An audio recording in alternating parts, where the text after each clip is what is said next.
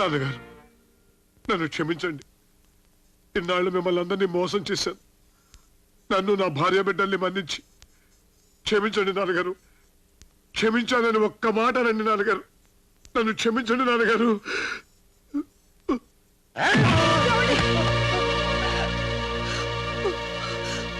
నా దగ్గరే నాటకాలు ఆడతావురా?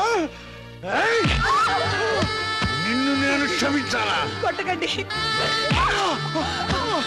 కొట్టకండి, ఆయన వదిలేయండి. కొట్టకండి, ఆయన కొట్టొద్దు, కొట్టొద్దు, ఆయన కొట్టకండి, కొట్టొద్దు. నిన్ను నేను క్షమించాలా? ఏమండి? ఏమండి?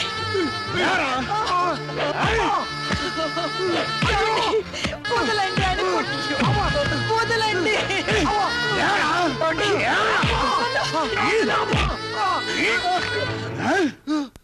భగవంతుడా, అన్నయ్య పేరిట కన్న తండ్రి కన్నా మిన్నగా ప్రేమించే దైవాన్ని నా తోబుట్టులు చేసావు. ఈ మనిషి చేసిన త్యాగాన్ని నేను భరించలేకపోతున్నా.